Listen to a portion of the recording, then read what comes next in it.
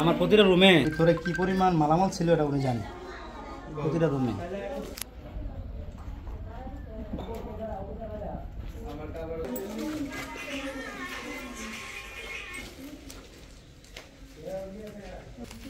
ওটা বোঝা যায় না যে কিছু আছে এখানে, ওটা তো আগে ছিল। তো 11 গাড়ি মাল আনছি, ফার্নিচার 11 গাড়ি সব ইয়ার মাল। সাদা মিটারে গুতো সরাই দাও, আমার ছবি সব উড়াইস, একটা নিউজে দিলে আমার একটা ছবি সব আমরা দাদা আদিতা ঈদে দেখছি দিলেন না ঈদে আমার সব উঠাই আসলে। আর আমি কিছুদিন আগে আমার ঘরটা যখন নষ্ট হয়ে যায় তখন ব্যাংক থেকে প্রায় 3 লক্ষ টাকার লোন আছে। এর আগে আমি ব্যবসার জন্য ফ্যামিলি যা ঝামেলার কারণে আমি প্রায় সব মিলিয়ে 8 থেকে 10 লাখ টাকার মতো আমার লোন ব্যাংকে আছে, প্রায় 10 লাখ টাকার মতো আমার ব্যাংক লোন আছে। ওগুলো ভাবছিলাম যে হয়তো এর মধ্যে আস্তে আস্তে শেষ করবো, পরিশোধ করবো, কিন্তু এর আগেই আমার সব কিছু শেষ হয়ে যায়। ফাইন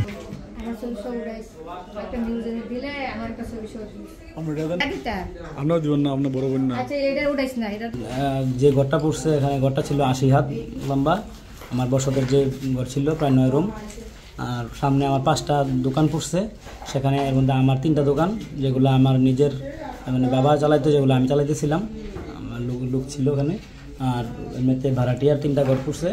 সব মিলে আমার যেই ক্ষতি হিসাব করলে প্রায় এখানে 1.5 কোটি থেকে 2 কোটি টাকা হবে, 2 কোটি আনুমানিক। কারণ এখানে আমি কিছুদিন আগে মাত্র প্রায় 10 গাড়ি ফার্নিচার এনে ঘরে ঢুকাইছি, আমাদের বিভিন্ন গিফটের প্লাস আমাদের নিজের কিছু কেনা। আমাদের এখানে প্রায় 9 রুম আমরা ফার্নিচার দিয়ে পুরো ঘর করছিলাম। কারণ আমাদের কয়েকদিন আগে টর্নেডো এসে আমাদের ঘরের সব কিছু উলটপালট করে দেয়। তারপরে আমি আবার ঘরটা নতুন করে রিপেয়ারিং করার পরে শেষ করতে পারি নাই, কাজ শেষ করে শুধু ঘরে ঢুকছি, এর মধ্যে আবার অগ্নিকাণ্ডের ঘটনা ঘটে আর কি। এখন আমার যে পরিস্থিতি, আমি মানে আসলে সব কিছু মানে আমার মনে হয় নিঃস্ব হয়ে গেছে, এরকম অবস্থা। আমার আর কিছু বাকি নেই আর কি, সব কিছু মানে করার। আর আমাদের জীবনে যত সঞ্চয় ছিল সব কিছু এখানে ছিল। এখানে প্রায় 15 থেকে 20 লাখ টাকার গহনা ছিল, আমার ছোটো ভাইয়ের ওয়াইফের, আমার ওয়াইফের, প্লাস আমার আম্মার বোনের সবার সব গহনাগাটি কিছু পাই নেই। আর আমার ব্যবসার টাকা, ফ্যামিলির টাকা, তারপরে সার্টিফিকেট, বিভিন্ন গুরুত্বপূর্ণ ডকুমেন্টস সব কিছুই আমাদের এখানে শেষ হয়ে গেছে 1 নিমিষের মধ্যে।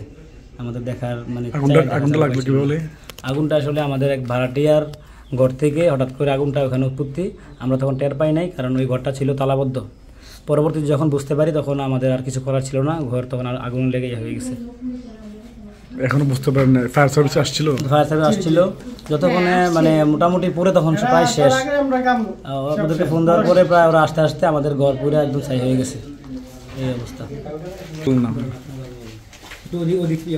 নাম ঠিকানা বল ক্লিয়ার আছে বলেন। আসলে আমি দেখতে আসছি আমাদের বাড়ির পাশেই শিবপুর নিউ মার্কেট।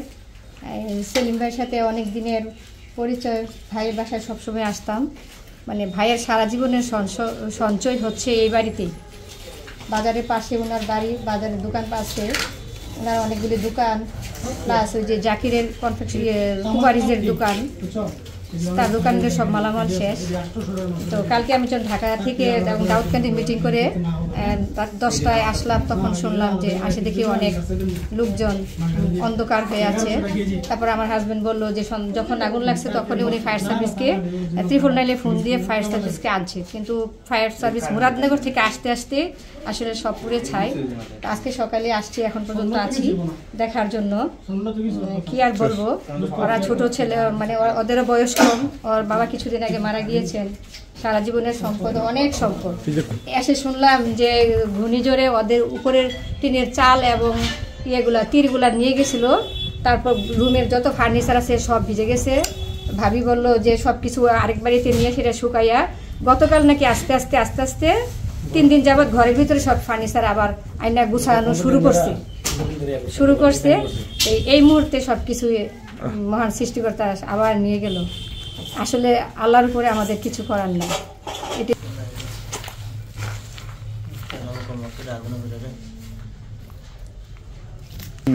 আমার বেডরুম ছিল এটা, টাকা টাকা দিত সব দেখাইছি।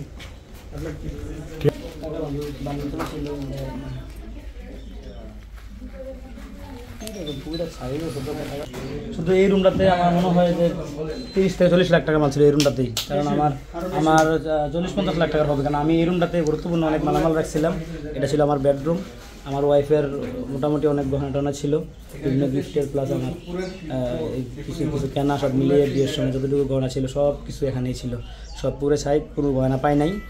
এর মধ্যে আমার টাকা পয়সা, ব্যবসা বাণিজ্যের টাকা, ফ্যামিলির যত টাকা পয়সা ছিল আমার এই রুমে ছিল।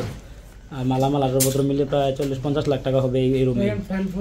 হ্যাঁ, এই অবস্থা। আর আমার সবারই, আমাদের ফ্যামিলির সব রুমই শেষ হয়ে গেছে, প্রায় 9 রুম, আর কোনো কিছু। আমি কাজ করতেছি, আপনারা শেষ ভাই শেষ। সবই করতে না সেন্ড হ্যাঁ করুন। সবই করা শেষ রুমটা বছর করছে না, ভিডিও একবারে করে নিয়ে যান। কইলাম ভাই।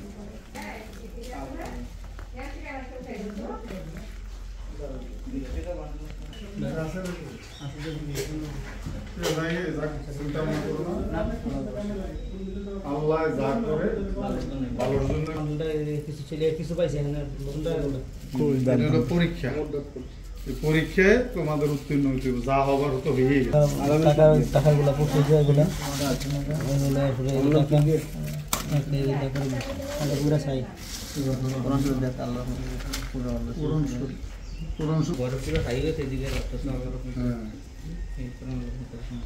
ভাই কোনো ব্যাংক লোন আছে? না।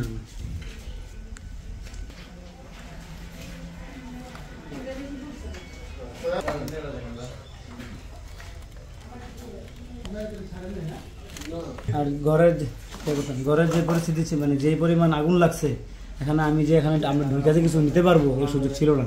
আমার ঘর থেকে আমি একটা সুতো বের করতে পারি নাই, আমার ল্যাপটপ গয়নাগাটি কিচ্ছু বের করতে পারি না, টাকা পয়সা যা আছে সব কিছু পুরে চাই। আপনার 8-10 লাখ টাকা। আপনার নাম কি?